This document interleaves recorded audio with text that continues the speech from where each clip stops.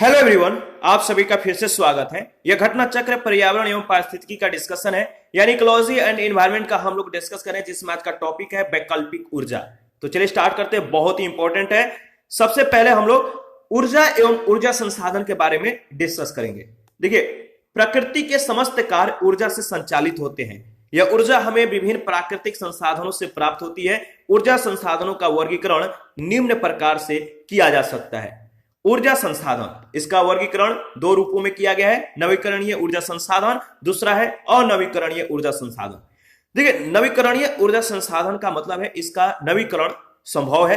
अनवीकरणीय ऊर्जा संसाधन का मतलब है इसका नवीकरण जो है संभव नहीं है। नवीकरणीय ऊर्जा संसाधन के जो स्रोत हैं, सौर ऊर्जा है, पवन ऊर्जा है, जल वैद्युत, बायोगैस, भूतापीय, कचरे से उत्पादित ऊर्जा और ज्वारीय ऊर्जा।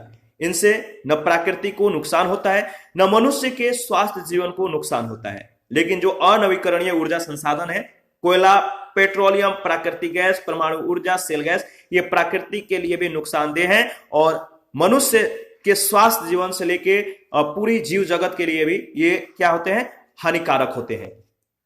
देखिए, जो नवीकरणीय ऊर्जा है, ऊर्जा का वह रूप है जो न तो प्रदूषण कारक है और न ही इसका प्राकृतिक संसाधनों पर विपरीत प्रभाव पड़ता है।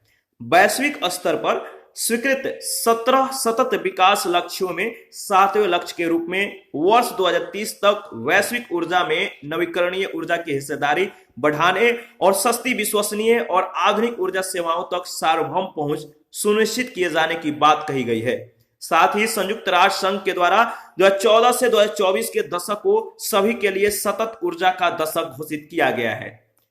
पौधे के वे उत्पाद जो कि हजारों वर्षों से पृथ्वी के नीचे दबे पड़े थे, या पौधों के वे जीवाश्म जिनका उपयोग हम ईंधन के रूप में करते हैं, जीवाश्म ईंधन कहलाते हैं। ये अनवीकरणीय ऊर्जा संसाधन है। जीवाश्म ईंधन वर्तमान में ऊर्जा के प्रमुख स्रोत हैं। एक बार इनका उपयोग करने के पश्चात इन्हें दोबारा प्राप्त नहीं किया जा सकता, जैसे कोयला, पेट्रोलियम, प्राकृतिक गैस। देखिए, कच्चे तेल तथा प्राकृतिक जो गैस हैं, ये गैस जैसे जीवाश्म ईंधनों को या जीवाश्म ईंधन के समाप्त होने के खतरे को ही जो है ऊर्जा संकट का नाम दिया गया है। यूरेनियम नाभिकीय ऊर्जा उत्पादन के लिए कच्चे माल के रूप में प्रयुक्त किया जाता है। नाभिकीय ऊर्जा परमाणुओं के संयोजक तथा विखंडन प्रक्रिया के द्वारा उत्पन्न की जाती है। ठीक है, ध्यान रखिएगा। पहला प्रश्न है, निम्नलिखित में से कौन सा एक ऊर्जा का नवीकरणीय स्रोत है? निम्नलिखित में से कौन सा एक ऊर्जा का नवीकरणीय स्रोत है? सही जवाब है सौर ऊर्जा, यानी डी ऑप्शन। नवीकरणीय ऊर्जा प्राकृतिक प्रक्रिया के तहत लगातार प्राप्त होती रहती है। सौर, पवन, ज्वारीय, पन बिजली ऊर्जा आदि प्राकृतिक संसाधन नवीकरणीय ऊर्जा के उदाहरण है। सौर ऊर्जा कभी न समाप्त होने वाली तथा प्रदूषित रहित ऊर्जा है। सौर ऊर्जा वैकल्पिक ऊर्जा का सबसे बड़ा संग्रहगार है और यह हमें सूर्य से प्राप्त होती है। प्रश्न संख्या सेकंड है, निम्नलिखित में से कौन सा एक जीवाश्म ईंधन नहीं है? निम्नलिखित में से कौन सा एक जीवाश्म ईंधन नहीं है? सही जवाब है यूरेनियम, डी ऑप्शन। पौधों के वे उत्पाद जो कि हजारों वर्षों से पृथ्वी के नीचे दबे पड़े थे, या पौधों के वे जीवाश्म जिनका उपयोग हम ईंधन के रूप में करते हैं, जीवाश्म ईंधन कहलाते हैं। जीवाश्म ईंधन वर्तमान में ऊर्जा के प्रमुख स्रोत हैं। एक बार इनका प्रयोग करने के पश्चात इन्हें दोबारा प्राप्त नहीं किया जा सकता, जैसे कोयला, पेट्रोलियम, प्राकृतिक गैस आदि। यूरेनियम नाभिकीय ऊर्जा उत्पाद के लिए कच्चे माल के रूप में जो है प्रयुक्त किया जाता है। प्रश्न संख्या थर्ड है, सबके लिए सतत ऊर्जा का दशक पहल है। सबके लिए सतत ऊर्जा दशक जो है पहल है, बताइए किसका? तो संयुक्त राष्ट्र संघ का, ए ऑप्शन। देखिए, नवीकरणीय ऊर्जा का वह रूप है जो न तो प्रदूषण कारक है और न ही इसका प्राकृतिक संसाधनों पर विपरीत प्रभाव पड़ता है। वैश्विक स्तर पर स्वीकृत 17 सतत विकास लक्ष्यों में से 7वें लक्ष्य के रूप में 2030 तक वैश्विक ऊर्जा में नवीकरणीय ऊर्जा की हिस्सेदारी बढ़ाने और सस्ती, विश्वसनीय एवं आधुनिक ऊर्जा सेवाओं तक सार्वभौम पहुंच सुनिश्चित किए जाने की बात कही गई है। साथ ही संयुक्त राष्ट्र संघ के द्वारा 2014 से 2024 के दशक को सभी के लिए सतत ऊर्जा का दशक घोषित किया गया है। प्रश्न संख्या 4, ऊर्जा संकट से क्या तात्पर्य है? ऊर्जा संकट से क्या तात्पर्य है? याद रखिएगा, सही जवाब होगा कोयला तथा पेट्रोल जैसे जीवाश्म ईंधनों के समाप्त होने के खतरा से। ऊर्जा संकट से क्या तात्पर्य है? कोयला तथा पेट्रोल जैसे जीवाश्म ईंधन के समाप्त होने का खतरा, डी ऑप्शन।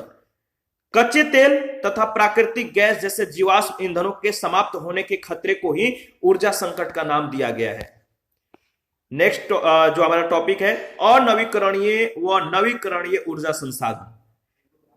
अनवीकरणीय व नवीकरणीय ऊर्जा संसाधन। देखिए, नवीकरणीय ऊर्जा प्राकृतिक प्रक्रिया के तहत लगातार प्राप्त होती रहती है। सौर, पवन, ज्वारीय, पनबिजली ऊर्जा तथा बायोमास आदि प्राकृतिक संसाधन नवीकरणीय ऊर्जा के उदाहरण हैं। उल्लेखनीय है कि कोयला, पेट्रोलियम, प्राकृतिक गैस एवं परमाणु ऊर्जा की अपेक्षा जल विद्युत धारणीय विकास के दृष्टिकोण से विद्युत उत्पाद का सबसे अच्छा स्रोत है। देखिए, 31 जनवरी 2020 तक देश में सौर, पवन, बायोमास एवं लघु पनबिजली यानी नवीकरणीय ऊर्जा संसाधन कुल स्थापित क्षमता का 23.41% थे।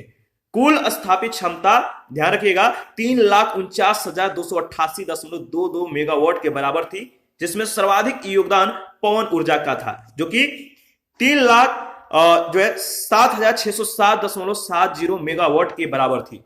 सौर ऊर्जा है इसके द्वारा 34,035.66 मेगावाट और जैव ऊर्जा के द्वारा मतलब कि 1.11 मेगावाट और लघु पनबिजली के द्वारा है 4,676.56 मेगावाट ऊर्जा प्राप्त हुई। 31 जनवरी 2020 तक देश में नवीकरणीय ऊर्जा संसाधन की कुल स्थापित क्षमता कुल विद्युत उत्पादन क्षमता का 23.41% थी। देखिए, प्रश्न पूछा जाता है कि सबसे ज्यादा मतलब कि आपको याद रखना है कि सबसे ज्यादा जो मतलब कि ऊर्जा का उत्पादन हुआ किससे हुआ? सौर ऊर्जा से हुआ या जैव ऊर्जा से हुआ, या इनके क्रम को ध्यान रखिएगा। तो सबसे ज्यादा किसमें ऊर्जा का प्राप्ति हुआ है? तो इसका सही जवाब है सौर, पवन, बायोमास और लघु पनबिजली में कुल स्थापित क्षमता का सबसे ज्यादा सर्वाधिक पवन ऊर्जा का इसमें योगदान रहा। तो ध्यान रखिएगा, पवन ऊर्जा के बाद आपका क्या होता है कि प्रश्न ऐसा पूछ लिया जाता है कि ऊर्जाओं के जो क्रम है सबसे ज्यादा यानी कम, उससे कम, उससे कम के क्रम पे पूछ लिए जाते हैं, या अवरोही कह सकते हैं। तो आरोही क्रम में भी पूछा जाता है, याद रखिएगा। और देखिए, इस पर आधारित जो पहला प्रश्न पूछा गया कि भारत में धारणीय विकास के दृष्टिकोण से विद्युत उत्पादन का सबसे अच्छा स्रोत कौन सा है? भारत में धारणीय विकास के दृष्टिकोण से विद्युत उत्पादन का सबसे अच्छा स्रोत कौन सा है? तो आपको मालूम है, सही जवाब है जल विद्युत ऊर्जा। कोयला, पेट्रोलियम, प्राकृतिक गैस एवं परमाणु ऊर्जा की अपेक्षा जल विद्युत धारणीय विकास के दृष्टिकोण से विद्युत उत्पादन का सबसे अच्छा स्रोत है। प्रश्न संख्या सेकंड, निम्नलिखित में से किस नवीकरणीय ऊर्जा संसाधन की वर्ष 2014 में स्थापित क्षमता देश में सर्वाधिक है? सही जवाब है पवन शक्ति का, डी ऑप्शन। देखिए, 31 जनवरी 2020 तक देश में सौर, पवन, बायोमास एवं लघु पनबिजली कुल स्थापित क्षमता का 23.41% थे। कुल स्थापित क्षमता याद रखिएगा कितना था? 3,49,288.22 मेगावाट के बराबर थी, जिसमें सर्वाधिक योगदान पवन ऊर्जा का था। इसके बाद सौर ऊर्जा, जैव ऊर्जा और लघु पनबिजली के द्वारा। और 31 जनवरी 2020 तक देश में नवीकरणीय ऊर्जा संसाधन की कुल स्थापित क्षमता कुल विद्युत उत्पादन क्षमता का कितना था? 23.41%। इसको ध्यान रखिएगा। निम्नलिखित में से कौन सा नवीकरणीय ऊर्जा का स्रोत है? आपको बताना है निम्नलिखित में से कौन सा नवीकरणीय ऊर्जा का स्रोत है? सही जवाब है बायोमास। नवीकरणीय ऊर्जा प्राकृतिक प्रक्रिया के तहत लगातार प्राप्त होती रहती है। सौर, पवन, ज्वारीय, पनबिजली ऊर्जा और बायोमास आदि प्राकृतिक संसाधन नवीकरणीय ऊर्जा के उदाहरण हैं, जबकि कोयला, पेट्रोलियम, मिट्टी का तेल आदि नवीकरणीय ऊर्जा के संसाधन हैं। ठीक है।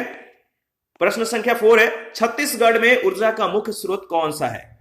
छत्तीसगढ़ में ऊर्जा का मुख्य स्रोत कौन सा है? तो तापीय ऊर्जा। देखिए, प्रश्नगत विकल्पों में से तापीय ऊर्जा यानी थर्मल पावर छत्तीसगढ़ में ऊर्जा का मुख्य स्रोत है। Korba thermal power plant Chhattisgarh में तापीय ऊर्जा का प्रमुख संयंत्र या केंद्र है। ठीक है, तो ध्यान रखिएगा। देखिए, इसी के साथ आज का सेशन समाप्त करते हैं। नेक्स्ट सेशन में हम लोग वैकल्पिक ऊर्जा और सौर ऊर्जा के बारे में डिस्कस करेंगे।